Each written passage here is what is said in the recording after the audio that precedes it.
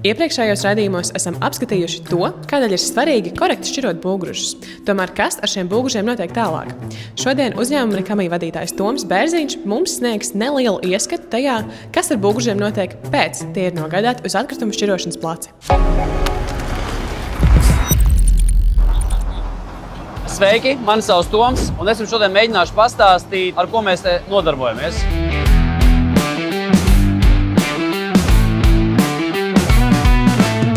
Viss sākās ar to, kad pie mums atbrauc mašīna. Dotajā brīdī mēs redzam mūsu mašīna, Nikamī, kas ir atradusi 6-kubīgo konteineru no kāda no objektiem. Tātad konteineru ienāk šeit, viņš sākumā aiziet svaru procedūru, tiek nosvērts, lai saprastu, cik tur ir iekšā tonnas, un, kā mēs redzam, viņš tiek lādēts ārā uz pagaidu krautni, kur tālāk tas tiks priekššķirots. Tiek nomainīts konteiners, vai šis pats un mašīna tālāk dodas pilsētā pakaļ nākošajam. Tālākais darbs ir sākums atkritumu šķirošanai, saucamajam reģenerācijas procesam. Tātad redzam, ka tiek padots materiāls uz priekššķirošanu. Priekššķirošanā dotajā brīdī piedalās 3 cilvēki, kas nolasa koksni, plastikātu, metāla, tāda lielās daļas, kuras ir sākotnēji uzvietotas uz konvejera lentes. Šis viss process iet augšā uz vibrosijātāju, transportē lente, kas visus tos labumus padod pirmajam ciklam uz mehānisko apstrādi. Tātad šis ir materiāls, viss, kas ir lielāks par 100 mm, tas nokļūst uz šo te šķirošanas līniju. Katram šķirotājiem ir 2 kabīnes, kur ir dalīti materiāli. Apakšā šeit ir konteiners, kur tas viss bija iekšā. Materiāli, ko mēs redzējām, kas bija augšā, tātad augšā mums iet viss, kas ir lielāks par 100 mm. Viss iet augšā uz kabīni, un tas tiek nošķirots ar roku.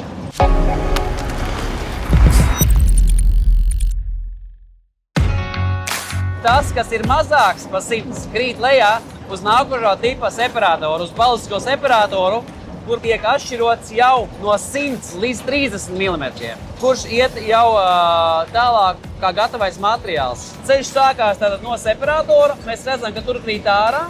Viņas sāk savu ceļu atkal pa transportēru lenti, augšā uz vibro galdu, kur viņas tiek izkliedētas. Tālāk metāla magnēts nolasa šīs metāla daļas, un visa tā plūsma tiek padota uz gaisa separātoru. Ejam, skatāmies.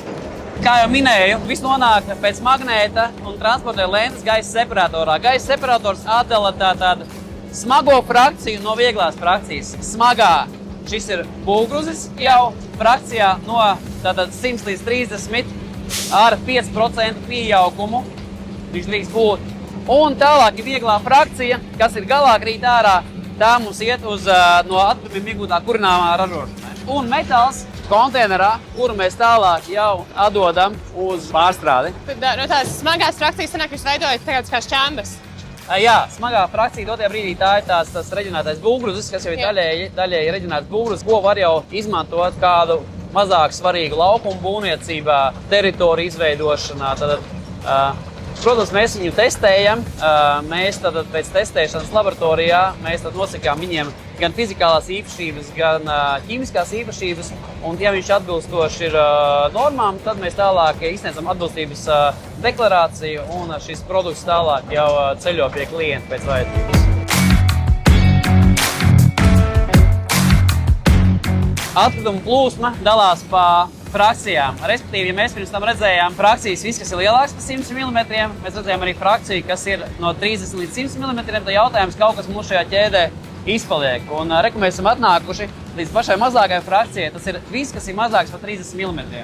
Un tālāk no šīs te arī kaudzes, viņš tālāk iet savu nākošo procesu, bet viņš jau iet cauri flotātorām, kurš tad viņu jau atkal nomazgā peldošu, nepeldošu. Un tad tas, kas ir nepeldošs, tas atkal iet tālāk uz analīzēm. Pēc analīzēm, ja analīzes atbilst robežu kritērijiem, tad ar šo te materiālu mēs tālāk reģenerējam viņu atkal piebarot kaut kādas maznozīmīgākas teritorijas vai aizpildot kādas no vietām, kurās varbūt nav nepieciešamība pēc grunts, kas ir dārga, lielāka nespēja.